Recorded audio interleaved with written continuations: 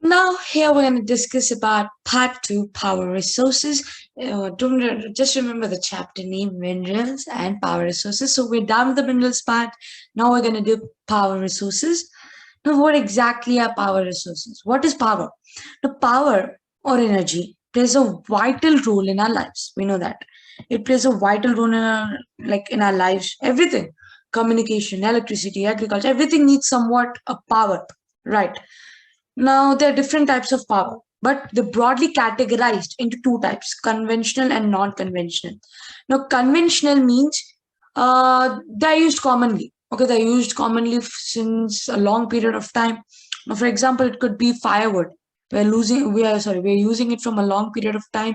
Even fossil fuels, we're using it from a long period of time. Now, when we talk about firewood, it is widely used for cooking and heating. Okay, it is widely used for cooking and eating, and in our country, India, more than 50% of the energy used by villagers comes from firewood. Now, remains of plants and animals which are buried under the earth for millions of years got converted by the heat and pressure into fossil fuels. Now, your people understood how our fossil fuels formed. We've been learning this from lower grades, and few examples are, of course, coal, petroleum, and natural gas. Remember these vital examples, and here we have more types of conventional sources of energy, even coal and hydel power too. We have more elaboration over here. And in non-conventional, we have, no, sorry, in conventional sources of energy, we have oil, natural gas, firewood, coal, and hydel power. Now, when we talk about coal, coal is a fossil fuel. As we know, it is used in a very big numbers, and the electricity obtained from coal is known as thermal power. Okay, very, very important point. What is thermal power means? It is an electricity from coal. Now, what is coal also called? It is also called as buried sunshine. Very important things, and also the many leading coal producers like China, USA, Germany, Russia, South Africa, and France. And in India, we have Raniganj, Jaria, Dhanbad, Bokaro, and Jharkhand. Bokaro and Jharkhand, yeah, sorry. Now, when we talk about petroleum, of course, it's a very simple thing. If you like, we're still into the chapter in science, coal and petroleum chapter, and that we're going to learn. But exactly what is petroleum is that it is a black gold. Why is it called a black gold? Is a question. You may get a question that why is petroleum known as black gold? Okay, what could be the reason behind it? The reason is that its derivatives, its residues are very variable. Now, plastics are used for making toys. Lubricants are also obtained, which are used for making lubricating oil. So now, when we talk about major producers of petroleum, USA, Russia, Venezuela, and Algeria will be there in international wise, and in India, Digboy in Assam and Bombay High in Mumbai and deltas of Krishna and Godavari rivers are main centers of petroleum. Now, when we talk about natural gas, now natural gas is found with petroleum deposits and is released when crude oil is brought up to the surface. Now, here crude oil is nothing but your petroleum. When petroleum is brought up to the surface, petroleum has many things like petrol, diesel, kerosene, natural gas, many things in it. So natural gas is a part of it. Okay, and it is used as a domestic and industrial fuel. Russia, Norway, UK, Netherlands are major producers of natural gas. And in India, Jaisalmer, Krishna, Godavari Delta, Tripura, and some areas of offshore in Mumbai have natural gas resources. Okay. Now, also these natural gas, it is very like comparatively to petrol, coal, it is environmental friendly. And when it is compressed, we get compressed natural gas. Okay, compressed natural gas, which is nothing but a CNG, which we use in vehicles. Presently, most of the CNG vehicles are coming up these days. So yeah, this do you know is very important about CNG. And of course, now when we talk about hydel power, rainwater or river water stored in dam is made to fall from heights. The falling water flows through the pipes inside the dam over turbine blades placed at the bottom of the dam. The moving blades then turn the generator to produce electricity, and this is how your hydroelectricity is being generated, and it is also one of the means of generating electricity in the world. Now, of course, Norway was the first country to develop it, as given here, as given over here. Oh wait, as given over here. And also, when we talk about hydropower, the main thing is that it has blades. The moving blades at the bottom helps it to generate, to produce electricity. This is a very, very important point.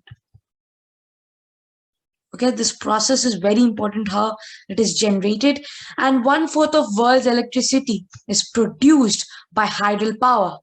The leading producers of hydropower in the world are Paraguay, Norway, Brazil, and China. And India, we have Bakra Nangal, Gandhi Sagar, Nagarjuna Sagar, and Damodar Valley projects. Now, when we talk about non-conventional sources of energy, the increasing use of fossil fuels is leading to its shortage. And non-conventional sources means these are coming up these days, new things, new processes like solar energy. Suddenly, we could see rise of solar energy. People are getting, awareness is being spread about it. Now, it's totally opposite, of course, to conventional source of energy. It means that it has been invented these days. It's a new kind of energy, and it is not limited. It can be unlimited at times. It can be used, and because non-renewable resources are play a key role in that, like solar energy, wind energy, air, and sun. Okay, even tidal energy, which is again with water. So now when we talk about solar energy, when sun's heat and light energy can be felt by us every day, solar energy trapped from the sun can be used in solar cells to produce electricity. Very important point. And many of these cells are joined into solar panels to generate power for heating and lighting purpose. Okay, and then many things. We have solar cookers, right? We have solar heaters, solar cookers, many things these days. Many solar products are coming up, and also not only solar energy, but we have tidal energy, wind energy, nuclear energy, biogas, geothermal energy. And coming to advantages and disadvantages will come at the last after explanation of everything. Now, next is of course wind energy. When we talk about wind energy, it is generated, of course, with the help of windmills, as we know. Now, wind farms are there, which have a large number of windmills which produce electricity. And the strong the air is, the strong the wind blows, more the electricity is generated, right? And wind farms are found in Netherlands, Germany, Denmark, UK, USA, and Spain. Okay, and also wind is an inexhaustible source of energy, renewable source of energy. Okay, and windmills have been used for grinding grain, lifting water since times immemorial. So yeah, and when we talk about nuclear power means nuclear bombs. We get right into our mind. Now, nuclear power is obtained from energy stored in the nuclei of the atoms of naturally occurring radioactive elements like uranium and thorium. Very, very important point about nuclear power. Like, it shows what is it made up of. Remember, it is stored in nuclei of atoms. Of, like, in atoms nuclei, this nuclear power is stored. Okay, and occurring radioactive, of naturally occurring radioactive elements like uranium and thorium. Now, places, of course, USA and Europe are our greatest producers of it. In India, Rajasthan and Jharkhand have large deposits of uranium. The nuclear power stations in India are also located in Kalpakam in Tamil Nadu, Tarapur in Maharashtra, Rana Pratap Sagar near Kota in Rajasthan, Narora in Uttar Pradesh, and Kaiga in Karnataka. These are few places where nuclear power plants, power stations have been put up. And also, thorium is found in large quantities in the Manoset sands of Kerala. These are very important points. And also, wait, nuclear power and these fuels undergo nuclear fission in nuclear reactors and emit power. Everything is important in this A to Z in nuclear power. And of course, it's just for our understanding. Now, geothermal energy, heat energy obtained from the earth. It's called geothermal energy. Simple. Heat energy which is obtained from the earth is called geothermal energy. Now, this temperature in the interior of the earth rises steadily as we go deeper. Sometimes the heat energy may surface itself in the form of hot springs. This heat energy can be used to generate power.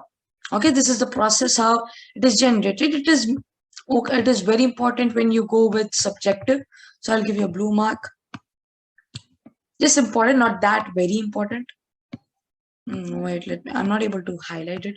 Yeah, fine. This is very important for subjective purpose at least. Okay. Yeah. So geothermal energy is in the form of hot springs, has been used for cooking, heating, and many other things. USA is the world's largest world's largest geothermal producer, and it has has the world's largest number of geothermal plants, followed by New Zealand, Iceland, Philippines, and Central America. In India, geothermal plants are located in Manikaran in Himachal Pradesh and Puga Valley in Ladakh. These are the places where geothermal plants are set up in India. And tidal energy, now first tidal energy station was built in France, but what exactly is tidal energy? You know tides, right? Now energy generated from tides is known as tidal energy. Simple thing.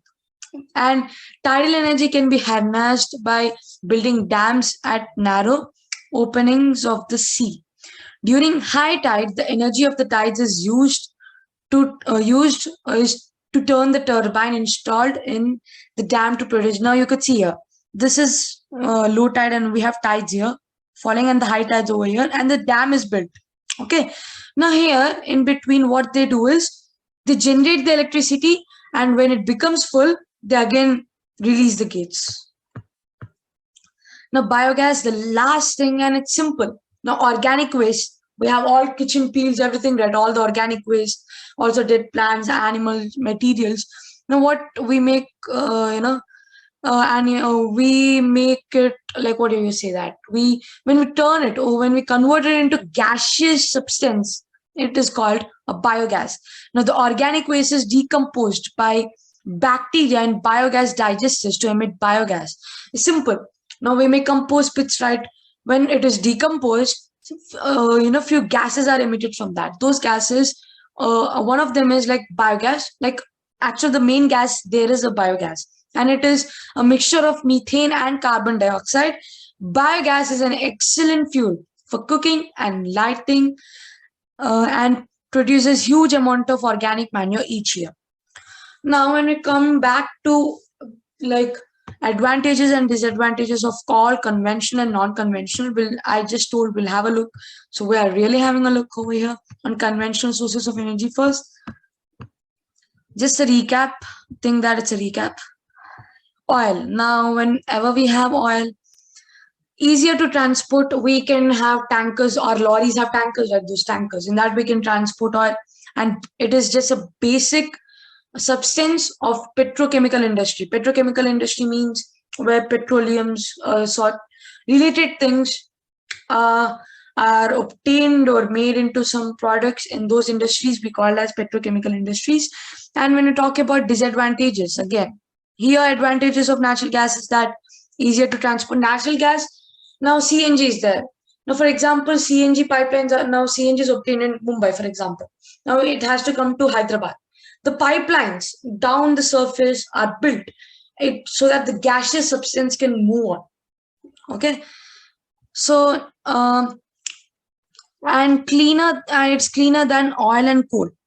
Okay, and cheaper than oil in money wise.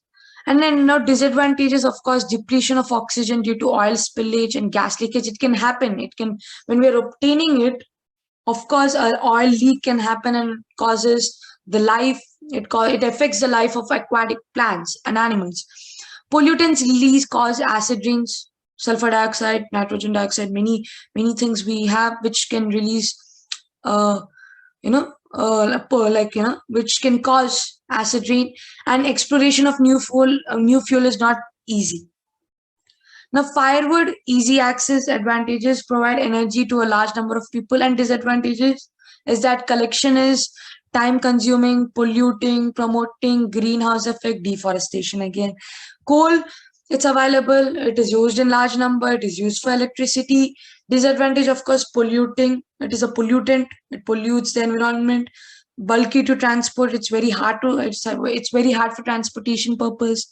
Hydel power, advantage, of course, non-polluting, and also promotes irrigation and fishing, cheap. Disadvantage, displacement of local communities, villages near that area, and inundates low-lying regions, expensive to set up.